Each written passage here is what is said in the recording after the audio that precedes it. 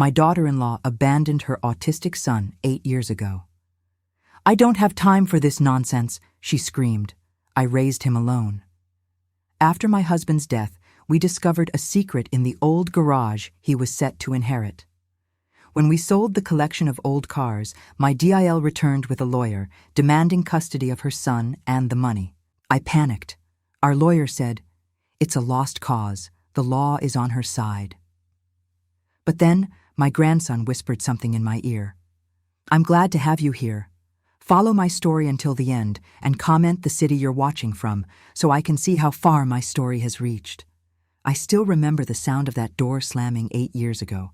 Not just the physical bang of wood against frame, but the way it echoed through our house, through Porter's confused 7-year-old mind, and straight into my heart where it's been reverberating ever since.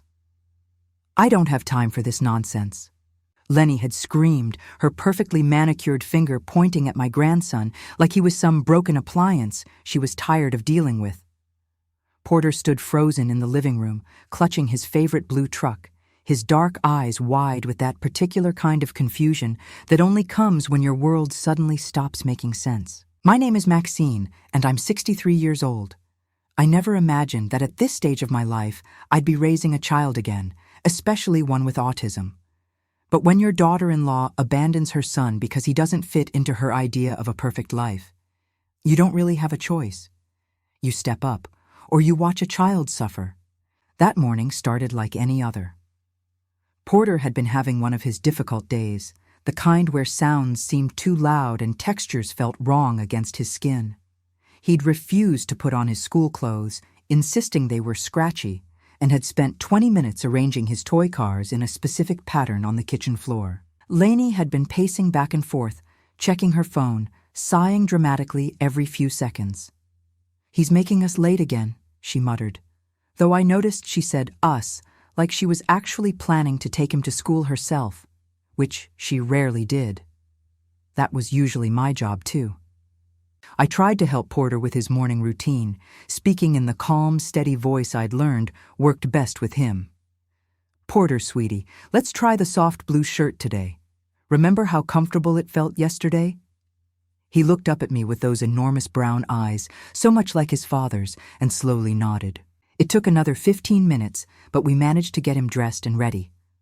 I was feeling proud of our small victory when Lenny exploded. "This is ridiculous," she shouted, startling Porter so badly he dropped his truck. "I can't live like this anymore. I'm 28 years old, Maxine. I should be able to leave my house when I want to, wear the clothes I want to wear, go places without having to worry about whether the music will be too loud or if there'll be crowds." Porter began to rock slightly, a self-soothing behavior I'd grown to recognize.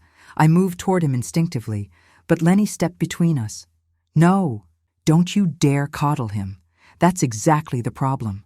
You and my husband, always making excuses, always accommodating. Well, I'm done accommodating." The next few minutes felt like watching a car accident in slow motion. Lenny stormed upstairs and came back down with 2 large suitcases. Porter and I stood there, both of us trying to process what was happening. "Mommy?" Porter's voice was small, uncertain. "Where are you going?" Lenny didn't even look at him. She was checking her phone again, probably calling someone to pick her up. "I'm going somewhere I can have a normal life," she said coldly. "Somewhere I don't have to pretend to care about your little quirks and your special needs." That's when my heart broke completely. Not for me, but for this little boy who was hearing his mother say she didn't want him because of something he couldn't control. "Lenny, please," I tried, my voice barely above a whisper. "He's your son." She finally looked at Porter then, and the expression on her face was something I'll never forget. Pure irritation, like he was an inconvenience she'd finally worked up the courage to eliminate. "He's not my problem anymore," she said. "I didn't sign up for this. When I married his father, nobody told me I'd be dealing with a kid who can't even handle normal life. You want him so much? You can have him." A car honked outside. Lenny grabbed her suitcases and headed for the door. "Don't try to contact me," she called over her shoulder. "I'm starting over." And then she was gone. Porter stood there for what felt like hours, but was probably only minutes, still holding his position near the toy cars he'd arranged so carefully. Then very quietly he asked, "Is Mommy coming back for dinner?" I knelt down beside him, my knees creaking in protest, and pulled him into my arms. He was stiff at first, the way he always was with unexpected physical contact, but then he melted against me, and I felt his small body shaking. "I don't know, sweetheart," I whispered into his hair, "but I'm here, Grandma's here, and I'm not going anywhere." That was the day I became a mother again at 55. The day I learned that love doesn't always come in the form you expect, and that sometimes the strongest bonds are forged in the moments when everything else falls apart. The weeks that followed were harder than anything I'd experienced since raising my own son. Porter kept asking when his mother was coming home, kept setting a place for her at dinner, kept drawing pictures of their family with her included. Each time, I had to find new ways to explain that some people leave and don't come back, without destroying his faith in the adults who remained. But we adapted. Children are remarkably resilient, especially when they feel safe and loved. Porter began to relax into our routines. He started sleeping through the night again. His meltdowns became less frequent, and slowly, almost imperceptibly, he began to trust that when I said I'd be there, I meant it. 8 years have passed since that terrible morning. Porter is 15 now, a thoughtful, intelligent young man who sees the world differently than most people, but who has taught me more about patience, love, and resilience than I ever thought possible. Which is why what happened last week feels like such a betrayal. Just when I thought we were safe, just when I thought we'd built something unshakable together, the past came knocking on our door again. And this time, it brought a lawyer. My husband, Harold, died 3 months ago, and I thought the worst of our grief was behind us. Porter had handled the loss better than I'd expected, in his own quiet way. He'd started leaving small drawings of his grandfather on Harold's workbench in the old garage, and every morning he'd spend a few minutes out there, just sitting quietly among the tools and the dust. It was Porter who found the first clue. "Grandma," he said one afternoon, appearing in my kitchen doorway with that serious expression he gets when something has captured his attention completely.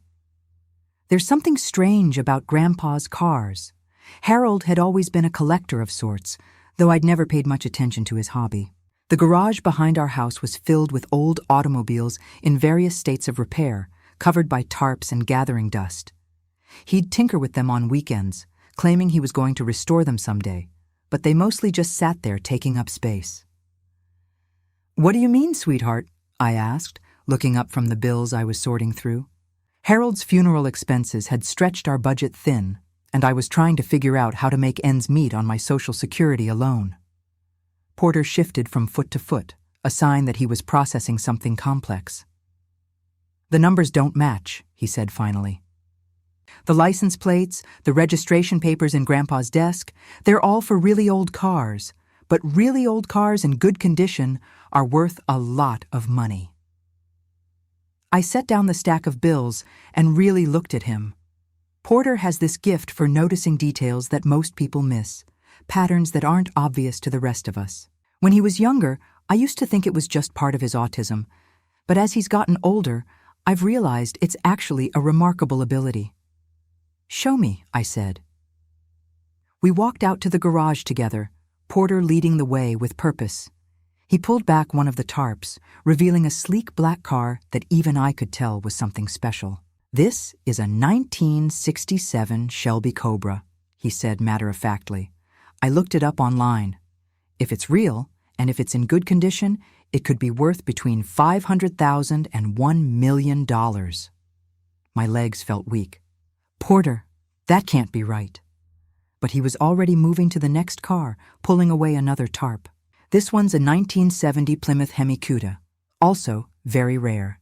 And this one," he moved to a third vehicle, "is a 1969 Dodge Daytona." I stared at the cars, really seeing them for the first time. Under all that dust and those protective covers, they were beautiful, pristine even. How had Harold afforded these? When had he bought them?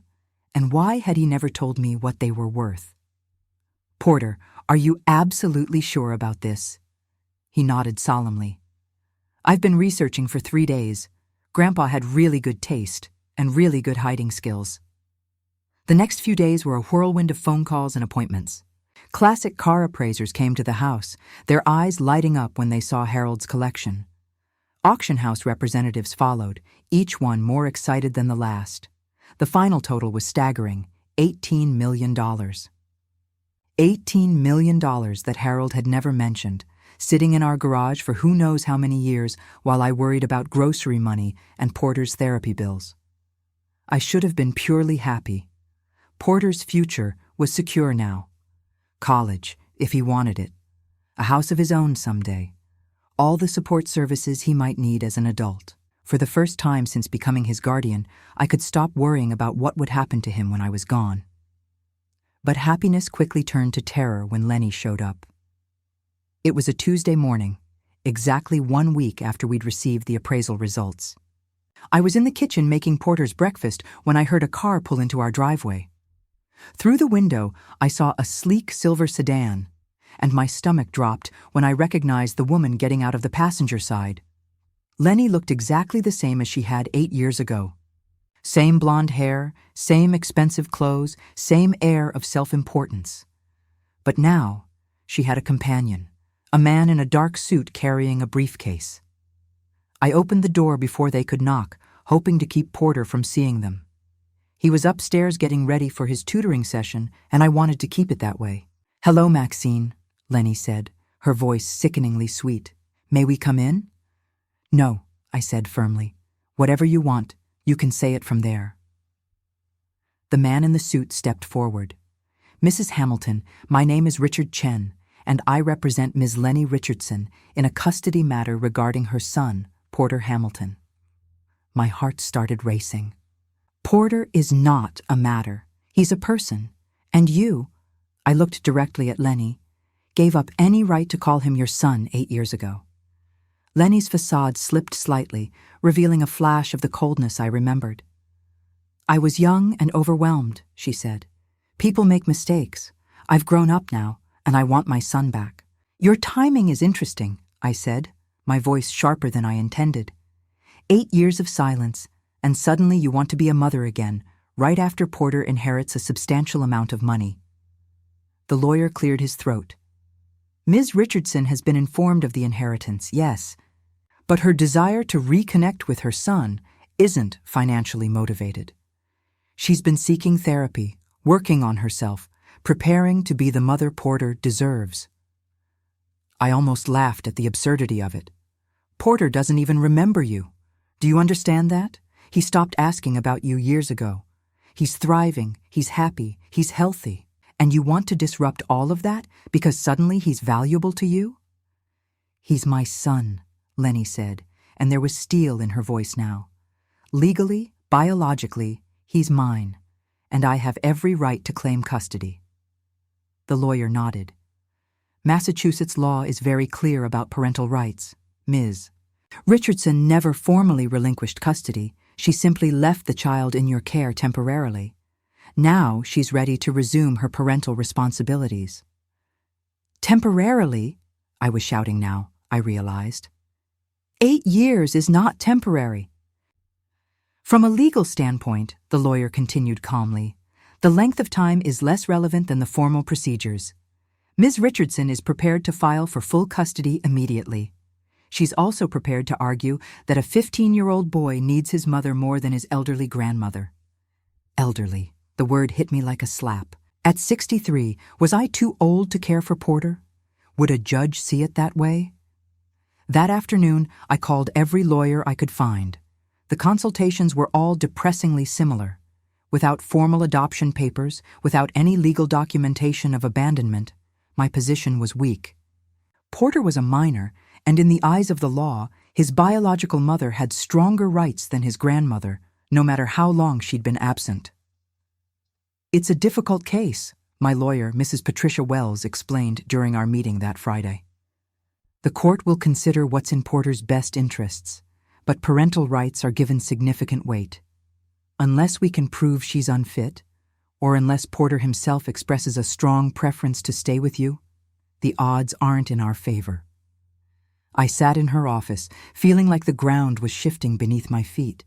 Everything I'd built with Porter, everything we'd overcome together, could be swept away by legal technicalities and a woman who'd shown up with dollar signs in her eyes. That night, I couldn't sleep.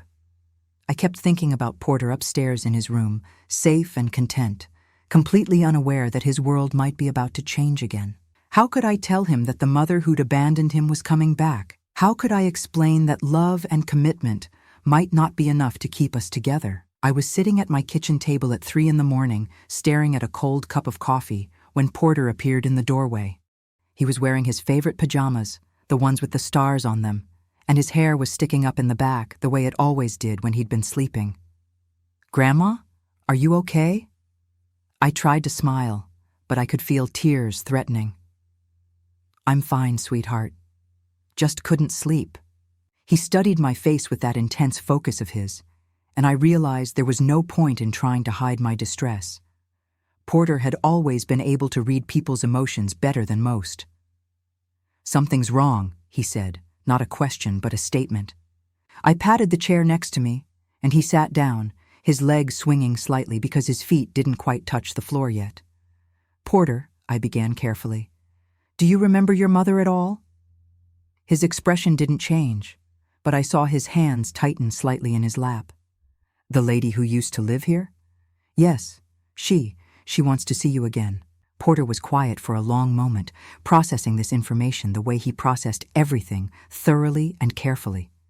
Finally, he looked up at me, and in his dark eyes I saw a wisdom that shouldn't exist in someone so young. "Does she want to see me, or does she want the money?" The question caught me off guard, both because of its perceptiveness and because of how matter-of-factly he asked it. "What makes you ask that?" Porter shrugged. "She left right after I was diagnosed. She came back right after we found the cars. I may be autistic, Grandma, but I'm not stupid." That's when I knew that no matter what the lawyers said, no matter what the courts decided, Porter and I were going to fight this together. Because sometimes the most powerful weapon you have isn't legal precedent or parental rights. Sometimes it's the truth. The custody hearing was scheduled for the following Thursday, and I spent the entire week feeling like I was drowning. Every legal consultation gave me the same devastating news. Without formal adoption papers or documented proof of abandonment, Lenny had an excellent chance of winning. The fact that she'd left Porter with family rather than strangers actually worked in her favor, according to the lawyers. It showed responsible decision-making during a difficult time.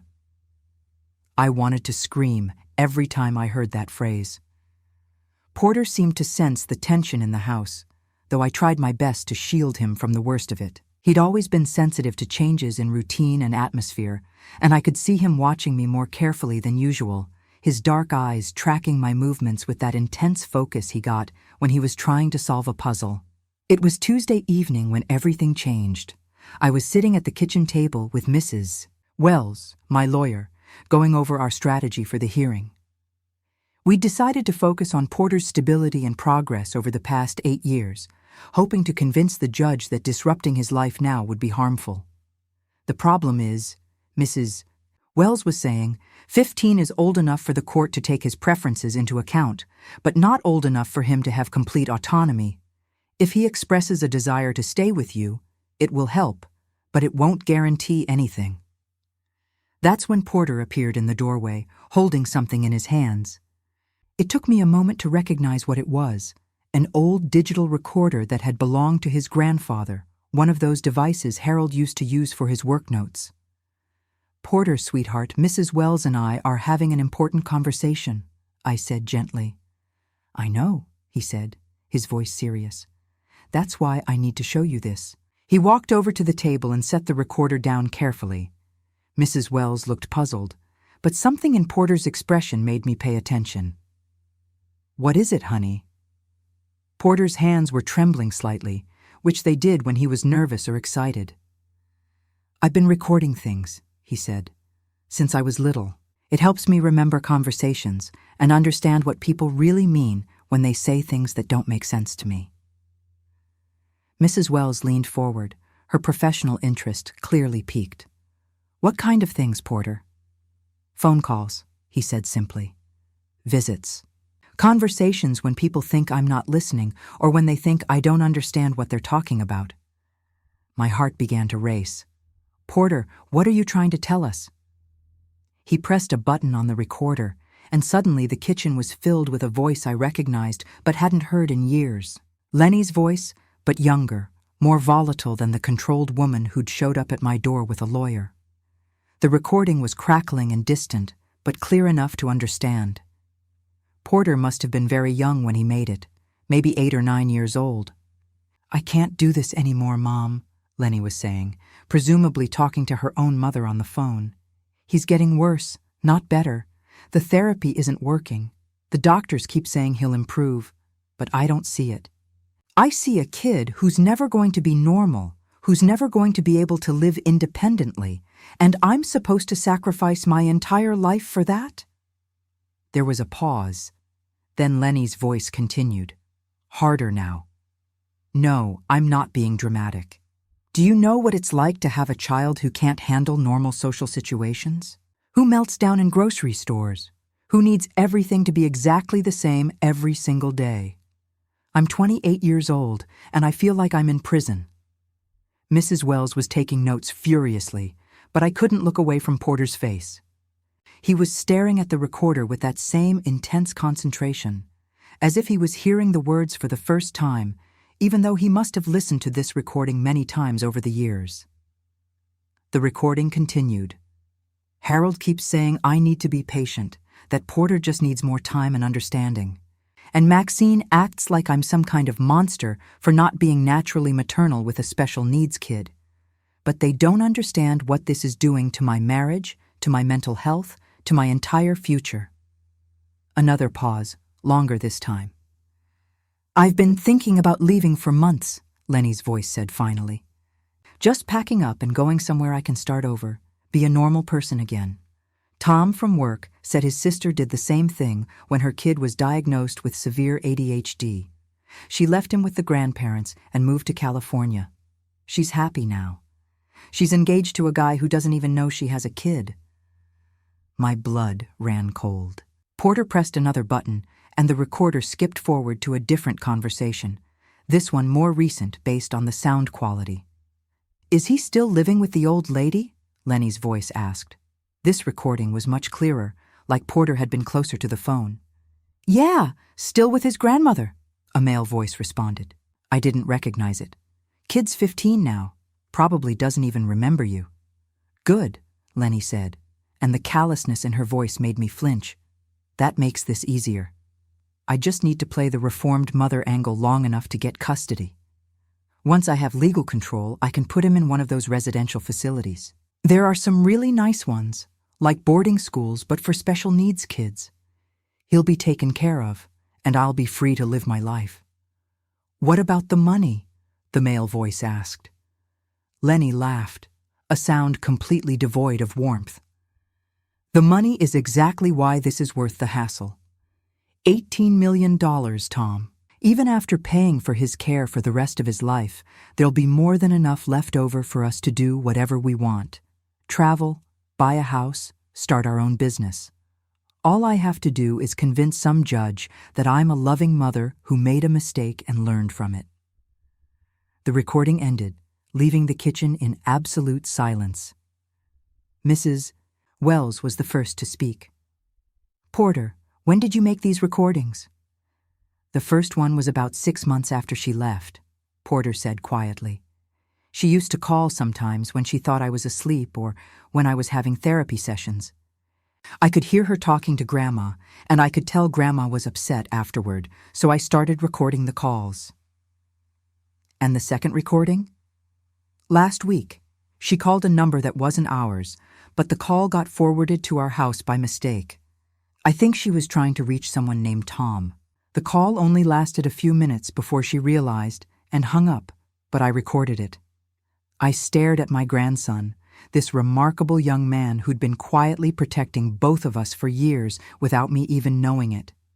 Porter, why didn't you tell me about these before? He looked down at his hands, which were still trembling slightly.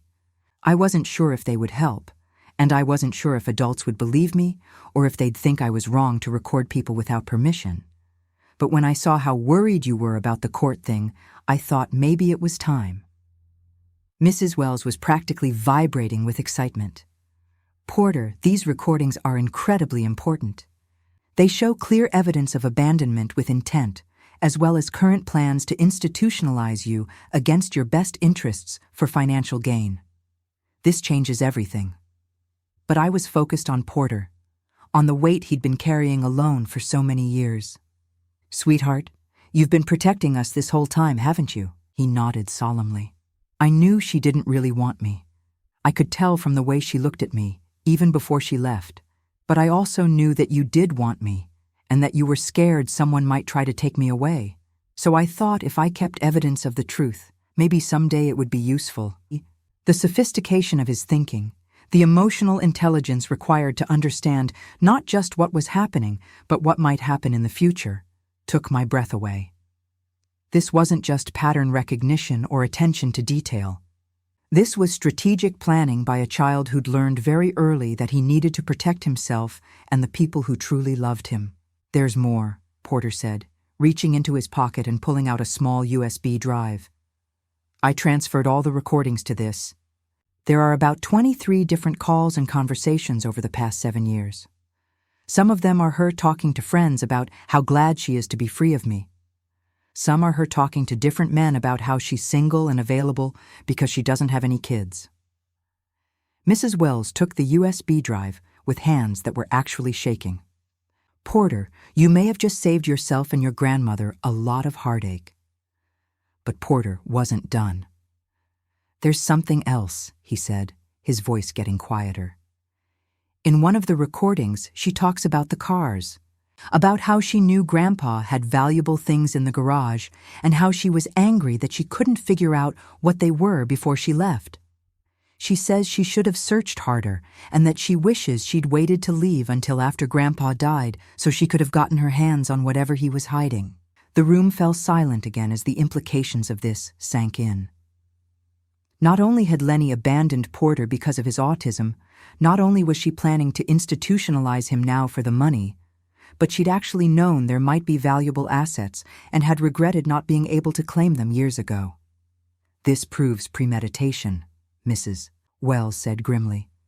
She didn't just happen to find out about the inheritance and decide to come back. She's been planning for something like this for years. I looked at Porter, my heart full of pride and sadness and fierce protectiveness all at once. You've been so brave, sweetheart. Braver than any kid should have to be. He met my eyes with that steady, serious gaze. I learned from you, Grandma. You've been protecting me my whole life. I just wanted to protect you too. As Mrs. Wells gathered up her papers and the USB drive, talking excitedly about how this new evidence would completely change our legal strategy, I pulled Porter into a hug. For once, he didn't stiffen or pull away. Instead, he melted into my arms the way he had that first day 8 years ago, when his world had fallen apart and I'd promised him I'd never leave. We're going to be okay, I whispered into his hair. I know, he whispered back. I've been planning for this for a long time. That night, for the first time in weeks, I slept peacefully. Porter's secret recordings hadn't just given us a legal advantage. They'd shown me that the boy I'd raised was stronger, smarter, and more resilient than I'd ever imagined. Whatever happened in court, we would face it together, armed with the truth and the unbreakable bond we'd forged through years of quiet love and mutual protection. Mrs. Wells called me at 7:30 the next morning, her voice crackling with energy. Maxine, you need to get down to my office as soon as possible. What Porter gave us last night is even more powerful than I initially thought. I found her surrounded by transcripts, legal documents, and her laptop open to what looked like social media profiles. She'd clearly been working since dawn. I've been researching Lenny Richardson, she said without preamble. Or should I say, Lenny Richardson Martinez Thompson. Richardson, your former daughter-in-law has been busy these past 8 years. My stomach dropped. What do you mean? Mrs. Wells spread out a series of printed pages in front of me. She's been married 3 times since leaving your son and Porter. Each marriage lasted between 18 months and 2 years. Each one ended when her husband either had financial difficulties or when family complications arose. She pointed to the first document. Marriage number 1, Roberto Martinez, a widower with 2 young children. Divorced him when his ex-wife sued for increased alimony, claiming she couldn't handle the stress of his legal battles. The second page showed a different marriage certificate. Marriage number 2, David Thompson, whose elderly mother moved in with them after a hip surgery. Lenny filed for divorce 3 months later, citing irreconcilable differences regarding family obligations. And the third marriage? I asked, though I was beginning to see the pattern. James Richardson, her current husband's name, which is why she's using Richardson again. He's apparently wealthy enough that she kept his name, even though they're currently separated. And guess why they're separated? I waited, my hands clenched in my lap. His 16-year-old daughter from his first marriage was diagnosed with a chronic illness requiring long-term care. Lenny moved out 2 months after the diagnosis, claiming she needed space to think about their future. Mrs. Wells sat back in her chair, her expression grim. She has a documented pattern of abandoning relationships the moment they become inconvenient or require any kind of sacrifice on her part. But this gets worse. She opened her laptop and turned it toward me. On the screen was a Facebook profile I recognized as Lenny's, though the last name was different. Look at these posts from over the years, Mrs. Wells said, scrolling down. She's presented herself as childless in every single relationship. Look here, from 2 years ago. So grateful to have found someone who understands my desire to travel and live freely without the complications of children. She scrolled further. And this one, from 3 years ago. Finally in a relationship where we can be spontaneous and adventurous. No kids, no complications, just 2 people building a life together. My heart ached as I read post after post where Lenny had essentially erased Porter's existence. To her social media followers, to her friends, to her romantic partners, she was a carefree woman who'd never had children. But here's the really damning evidence, Mrs. Wells said, clicking to another document. I hired a private investigator yesterday to dig deeper into her current situation. James Richardson isn't just separated from Lenny, he's in the process of divorcing her. And according to the divorce papers, he's claiming she committed fraud by misrepresenting herself as childless and financially stable. What does that mean? It means she's about to lose whatever financial security she had with him. She owes money on credit cards he didn't know about, and she's been living beyond her means for years. The private investigator found evidence of significant debt in 3 different states. Mrs. Wells leaned forward, her eyes intense. Maxine, she's not just coming back for Porter because of the inheritance. She's coming back because she's desperate. She needs that money to survive, and she needs Porter's legal status to access it. I felt sick to my stomach. How could I not have known any of this? Because she's been very careful to cover her tracks. But Porter's recordings gave us the key to unlock all of this information. Once we knew what to look for, the pattern became clear. Mrs. Wells gathered up the documents and handed me a thick folder. I want you to take these home and read through everything. Tomorrow, we're going to file a counterpetition for permanent guardianship based on abandonment, fraud, and evidence of intent to institutionalize Porter against his best interests. What are our chances now? For the first time since this nightmare began, Mrs. Wells smiled. With this evidence, I'd say our chances are excellent. But there's something else we need to discuss. She pulled out one more document, this one from the private investigator's report. Lenny's lawyer, Richard Chen, has a reputation for taking cases on contingency in exchange for a percentage of any financial settlement. He's not being paid by Lenny. He's gambling on winning the case and getting a cut of Porter's inheritance.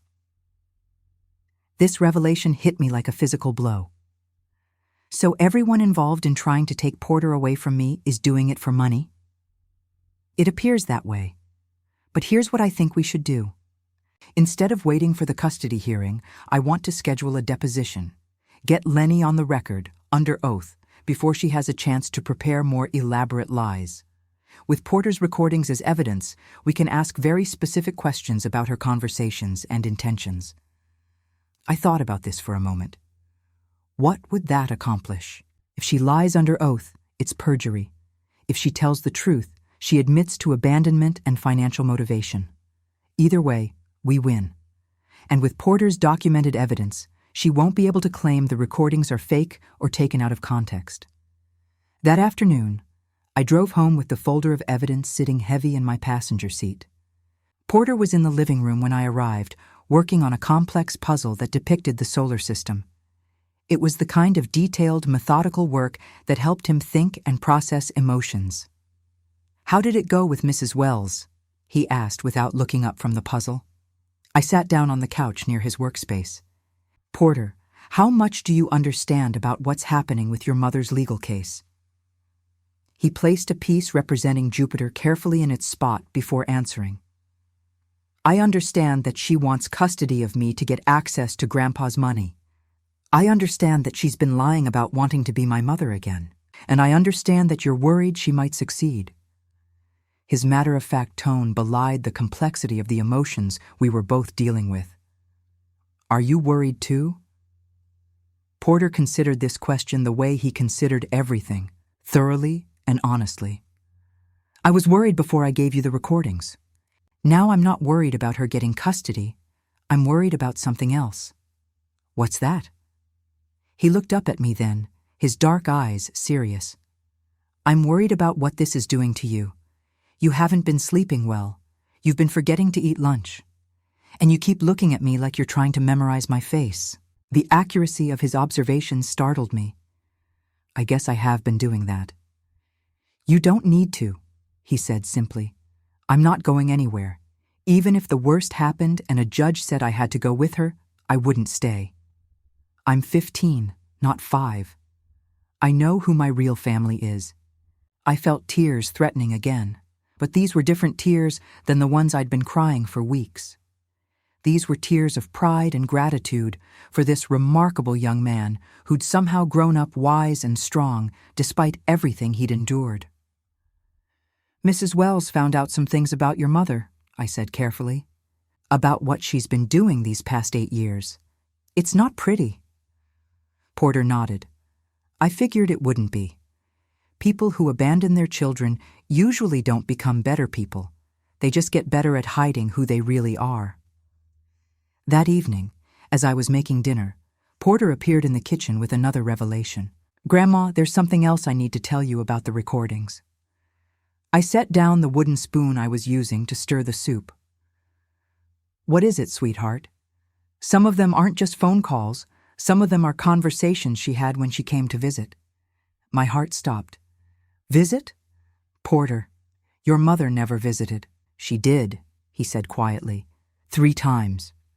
"But you weren't here. The first time was about 2 years after she left, when you were at your doctor's appointment. The second time was when you were grocery shopping about 4 years ago, and the third time was last year when you went to Aunt Susan's funeral." I stared at him, trying to process this information. "She came to the house when I wasn't here?" Porter nodded. "Each time she wanted to see if Grandpa was hiding anything valuable. She went through his desk, his closets, even the garage. She was looking for insurance papers, bank statements, anything that might tell her what he had. She never asked about me or how I was doing. She just searched the house and left." "Did she talk to you during these visits?" "Only to tell me not to mention that she'd been there. She said it would upset you and that adults had complicated relationships I wouldn't understand. But I recorded everything because I knew she was lying and I thought someday the truth might be important." Porter reached into his backpack and pulled out another USB drive. "Everything's on here, including the part where she tells me that when I turn 18, She's going to convince me to sign papers, giving her access to any money I inherit. She said I'd probably be grateful to have someone handle my finances since people like me aren't good with money. The casual cruelty of that statement, delivered to a child by his own mother, made my blood boil. But it also filled me with fierce determination. Lenny had underestimated Porter completely. She'd seen only his autism, not his intelligence. She'd assumed he was naive and easily manipulated, not realizing that he was actually one of the most perceptive people I'd ever known. "Porter," I said, my voice steady despite the emotions churning inside me. "Tomorrow we're going to end this once and for all." He looked up at me with those wise, serious eyes. "Good," he said simply. "I'm ready." As I tucked him into bed that night, Porter asked me one more question. "Grandma, do you think she ever really loved me? Even a little bit?" The question broke my heart, but I knew he deserved an honest answer. I think she loved the idea of having a perfect child. But when you turned out to be real, with real needs and challenges, she couldn't handle it. "That's not about you, Porter. That's about her limitations as a person." Porter nodded thoughtfully. "I used to think it was my fault she left. But the recordings helped me understand that she would have found a reason to leave no matter what kind of child I was. Some people just aren't capable of real love." As I turned off his light and headed toward my own room, I marveled at the wisdom of this 15-year-old who'd spent years quietly gathering evidence to protect both of us. Tomorrow, we would use that evidence to ensure that Lenny could never hurt him again. But tonight, I was simply grateful for the privilege of being loved by someone as remarkable as Porter. The deposition was scheduled for 10 o'clock on a Friday morning at Mrs. Wells's office. I arrived early, my stomach churning with nervous energy, but Porter seemed remarkably calm. He'd brought a small notebook and a pen, explaining that writing down his thoughts helped him stay focused during stressful situations. "Are you ready for this?" I asked him as we sat in the waiting room. "I've been ready for 8 years," he said simply. When Lenny arrived with Richard Chen, I barely recognized her. Gone was the polished, confident woman who'd shown up at my door weeks ago. She looked tired, stressed, and significantly thinner. Her designer clothes were the same style as always, but they hung differently on her frame, as if she'd lost weight from anxiety. She glanced at Porter when she walked in, and I saw something flicker across her face. Surprise, maybe, at how much he'd grown, how much he'd changed from the confused 7-year-old she'd left behind. For just a moment, I thought I saw something that might have been regret, but it was gone so quickly I couldn't be sure. "Hello, Porter," she said, her voice artificially bright. "You've gotten so tall." Porter looked up from his notebook and met her eyes directly. "Hello, Lenny," he said, deliberately not calling her mother. "Yes, people tend to grow when 8 years pass." The court reporter arrived, followed by Mrs. Wells, and we moved into the conference room. The formal atmosphere seemed to rattle Lenny, who kept glancing at her lawyer for reassurance. Mrs. Wells wasted no time getting to the heart of the matter. "Ms. Richardson, can you tell us why you left your son 8 years ago?" Lenny's prepared answer was smooth. I was young and overwhelmed. Porter's diagnosis was difficult for me to process, and I wasn't equipped to handle his special needs. I thought it would be best for everyone if he stayed with his grandmother temporarily while I got the help I needed. "How long did you intend this temporary arrangement to last?" I wasn't sure. I thought perhaps a year or two." Mrs. Wells nodded and pulled out a transcript. "Ms. Richardson, I'm going to play an audio recording from approximately 6 months after you left Porter. This is a phone conversation between you and your mother. Please listen carefully." The room filled with Lenny's voice from 8 years ago, the same conversation Porter had first played for us. Her words about feeling like she was in prison, about wanting to start over somewhere she could be normal again, echoed off the conference room walls. Lenny's face went white. That was taken out of context. I was having a difficult day. I was emotional." "Ms. Richardson," Mrs. Wells interrupted, In this recording, you specifically mention wanting to move to California and start over with someone who doesn't know you have a child. How does that align with your testimony that this was meant to be a temporary arrangement? Richard Chen objected, claiming the recording was obtained illegally, but Mrs. Wells was ready for that. The recording was made by a minor child in his own home, documenting conversations that directly affected his welfare. It's completely admissible. The questioning continued for 2 hours. Mrs. Wells methodically played recording after recording, each one more damning than the last. Lenny tried to explain them away, claiming she'd been depressed, that she'd said things she didn't mean, but her explanations became increasingly desperate. The most devastating moment came when Mrs. Wells played the recent recording about putting Porter in a residential facility. "That conversation never happened," Lenny said frantically. "I never said those things." Mrs. Wells looked at her calmly. "Ms. Richardson, are you testifying under oath that this recording is fabricated?" I'm saying it's been edited or taken out of context. The recording will be examined by audio forensics experts. If it's authentic and you've just lied under oath, you understand that constitutes perjury?" Lenny's lawyer called for a break. During the recess, I watched Lenny through the glass partition as she paced frantically in the hallway, her phone pressed to her ear. Porter sat quietly beside me, writing in his notebook. "What are you writing?" I asked. "Just observations," he said, "about how she looks nervous when she lies, but confident when she tells partial truths. It's interesting to watch someone try to manipulate a situation when they don't realize how much evidence exists against them." When the deposition resumed, Mrs. Wells shifted tactics. "Ms. Richardson, how many times have you been married since leaving Porter?" "That's not relevant to. Please answer the question. 3 times. And how many of those marriages ended due to complications involving children or elderly family members?" Richard Chen objected again, but the judge had already ruled that Lenny's pattern of behavior was relevant to determining her fitness as a parent. "I don't see how my previous marriages—" "Ms. Richardson, did you or did you not leave your second husband when his elderly mother required care in your home?" The questioning continued, methodically exposing every abandonment, every lie, every time Lenny had chosen her own convenience over family obligations. By the time it was over, Lenny looked defeated. But Mrs. Wells wasn't finished.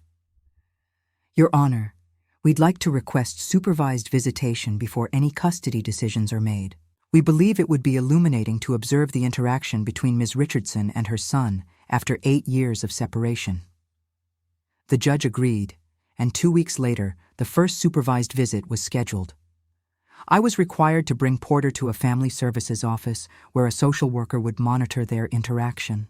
The drive there was quiet, with Porter staring out the window, lost in thought. "Are you nervous?" I asked. "Not nervous," he said. "Curious. I want to see if she's learned anything about how to talk to me, or if she's still going to treat me like I'm broken."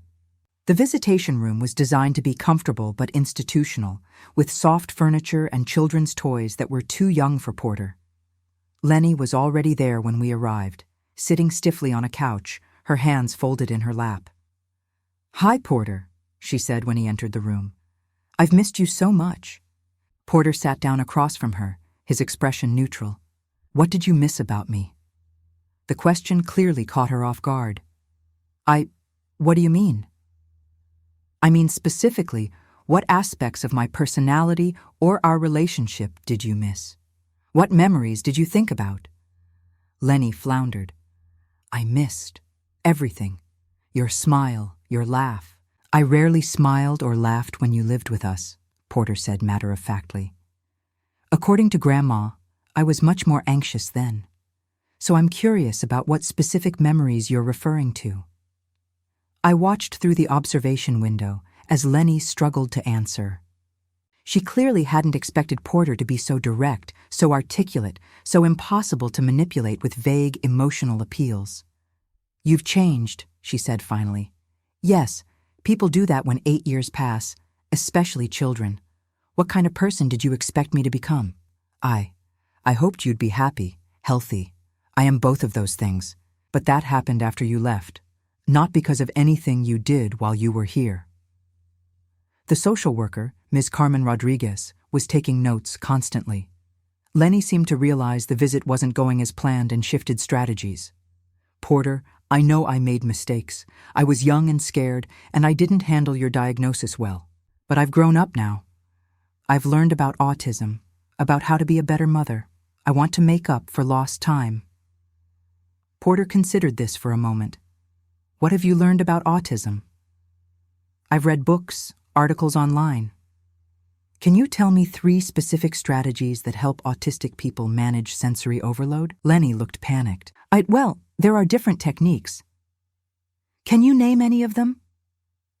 The silence stretched on until Ms. Rodriguez intervened, suggesting they try a different activity. For the next 30 minutes, I watched Lenny attempt to connect with Porter using tactics that might have worked with a typical child, but were completely wrong for him. She was too loud, too enthusiastic, too focused on eye contact and physical affection.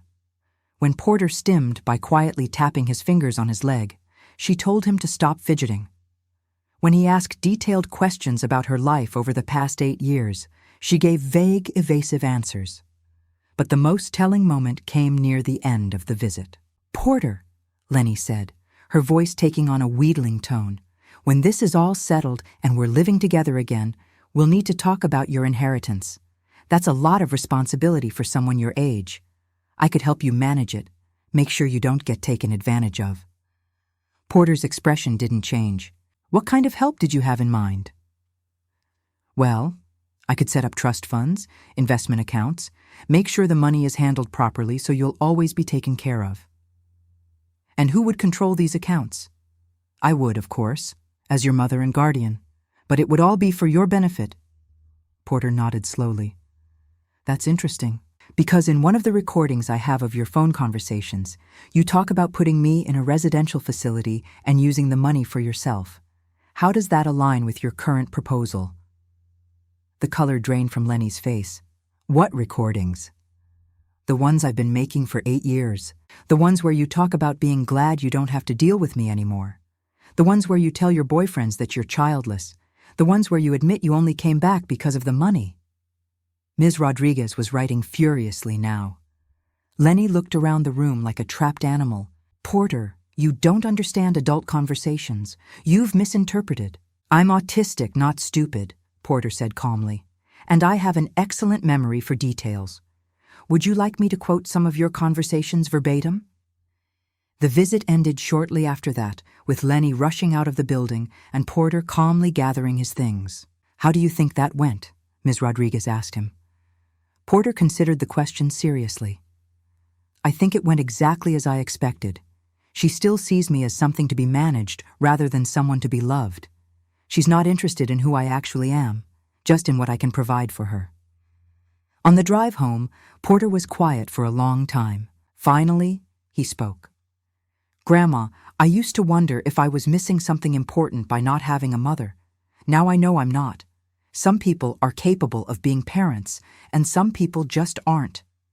I'd rather have one person who truly loves me than someone who pretends to love me for money. That night, Mrs. Wells called with news from Ms. Rodriguez's report. It's devastating for their case, she said.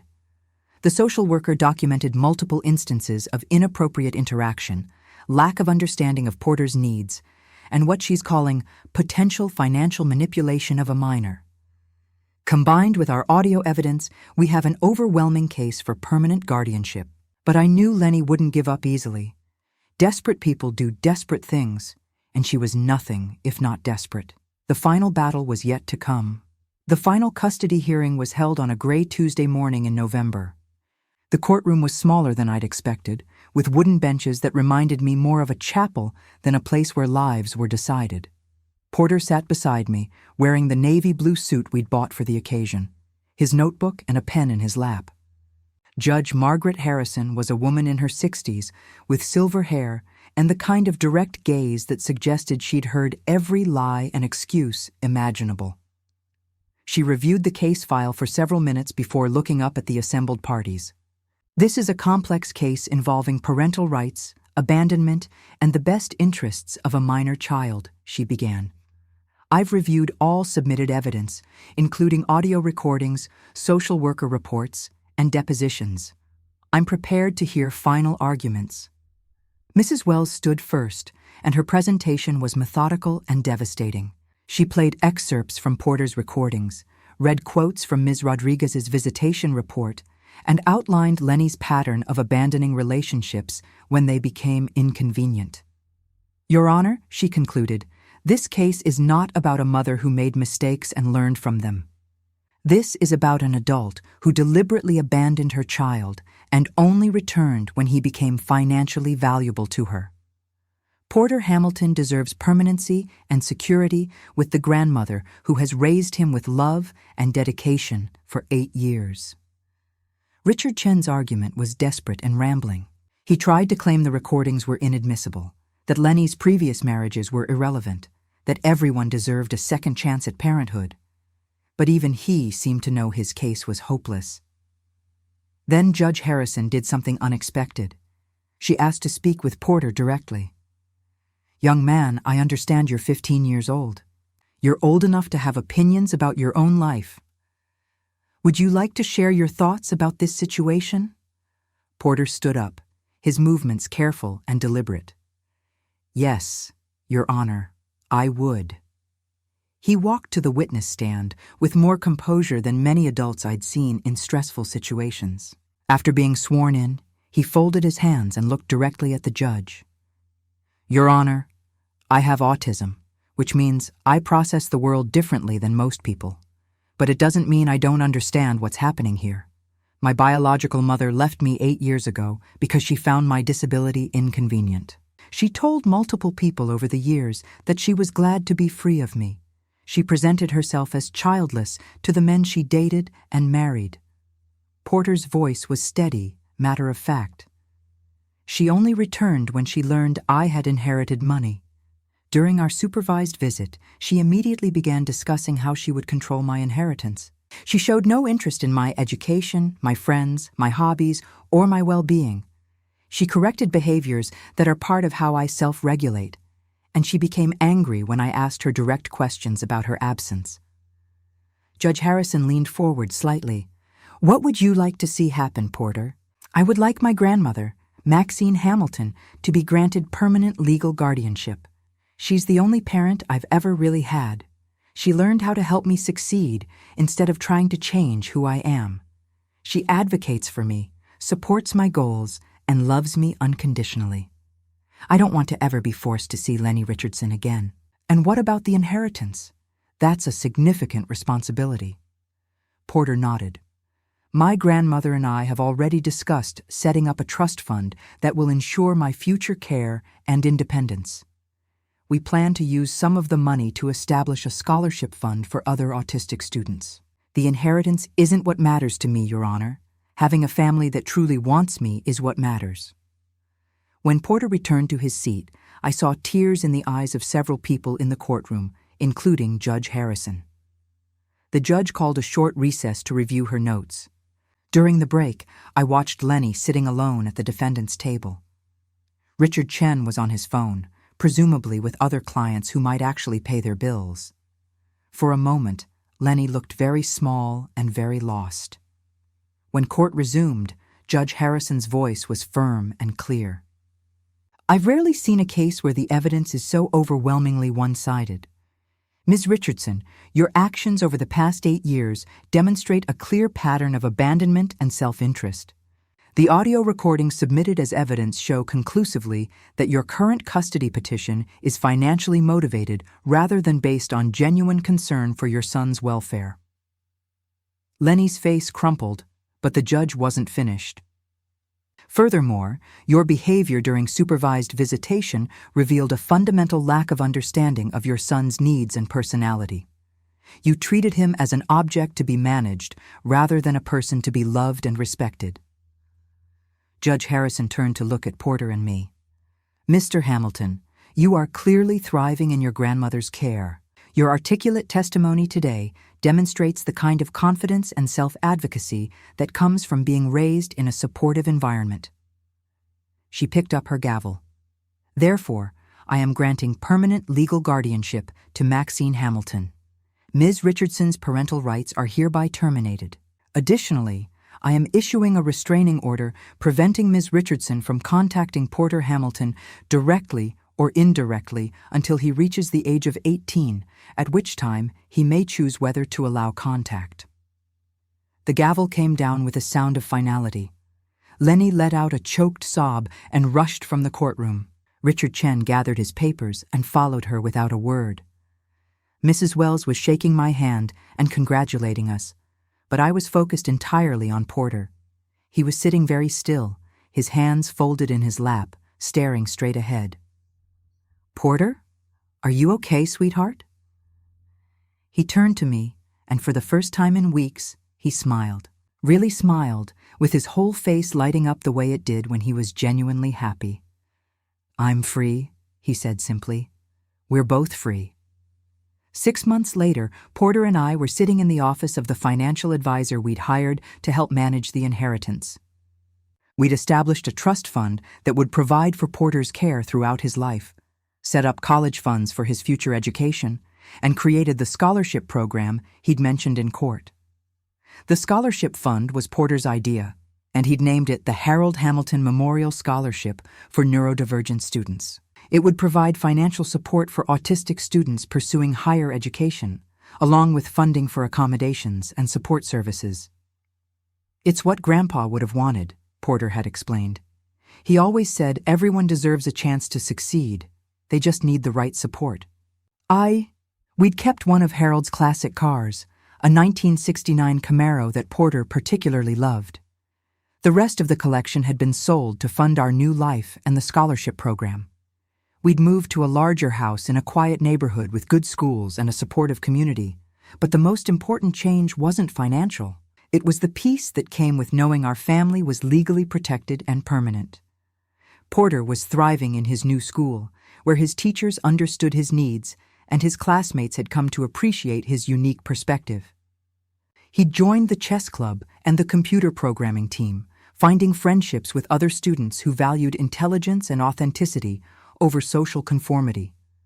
I'd started volunteering with a local autism advocacy group, sharing our story with other grandparents and relatives who'd found themselves raising autistic children. There was a surprising number of us, and I'd discovered a community of caregivers who understood both the challenges and the profound rewards of loving someone who sees the world differently. One evening, as we sat on our new porch watching the sunset, Porter asked me a question I'd been expecting. "Do you ever wonder what happened to Lenny?" I'd actually kept track, though I hadn't told him. Through Mrs. Wells, I'd learned that Lenny's divorce from James Richardson had been finalized, leaving her with significant debt and no assets. She'd moved back in with her mother in another state and was working as a receptionist at a dental office. Her lawyer, Richard Chen, was facing ethics charges for taking cases he couldn't win on contingency. "I know she's struggling financially," I told Porter honestly, "but she's alive and healthy. That's all I really need to know."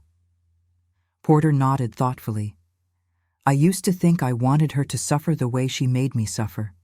But now, I just want her to stay away from us. Some people can't be fixed, and that's not our responsibility." That wisdom, coming from a 16-year-old who'd endured abandonment and fought for his own protection, never ceased to amaze me. "You know," I said, "when you were little and first came to live with me full-time, I worried constantly about whether I was enough, whether I could give you everything you needed." Porter looked at me with those serious dark eyes. "You gave me the most important thing anyone can give a child." "What's that?" "You saw me as I actually am, instead of trying to turn me into someone else. You loved the real me, not some imaginary version of who you thought I should be." As the last light faded from the sky, I reflected on how profoundly our lives had changed. 8 years ago, I'd been a grieving grandmother trying to heal a traumatized child. Today, I was the proud guardian of a remarkable young man who'd taught me as much about courage and resilience as I taught him about love and security. The inheritance had given us financial freedom, but that wasn't what mattered most. What mattered was that we'd fought for each other and won. We'd proven that real family isn't about biology or legal documents. It's about the choice to stand by someone no matter what challenges arise. Porter was already making plans for college, talking about studying computer science or psychology, maybe both. He wanted to develop technology that would help other autistic people navigate the world more easily. Whatever path he chose, I knew he'd succeed, not because of the money Harold had left him, but because of the strength and intelligence he'd developed through years of being truly loved and supported. That night, as I was turning off the lights and checking the locks, I found a note Porter had left on the kitchen counter. It was written in his careful, precise handwriting. "Dear Grandma, thank you for saving me. Thank you for fighting for me. Thank you for teaching me that being different isn't the same as being broken. I love you. Porter." I held that note for a long time, remembering the terrified little boy who'd watched his mother walk away 8 years ago and marveling at the confident young man he'd become. We'd started this journey in crisis, two people thrown together by circumstances beyond our control. We were ending it as a family, bound not by obligation or legal requirements, but by genuine love and mutual respect. Some inheritances are measured in dollars. Others are measured in the love that passes between generations, the strength that grows from adversity, and the unbreakable bonds forged between people who choose to care for each other unconditionally. Porter and I had both kinds of inheritance now, and we'd earned every bit of both. Now, I'm curious about you who listened to my story. What would you do if you were in my place? Have you ever been through something similar? Comment below, and meanwhile, I'm leaving on the final screen 2 other stories that are channel favorites, and they will definitely surprise you. Thank you for watching until here.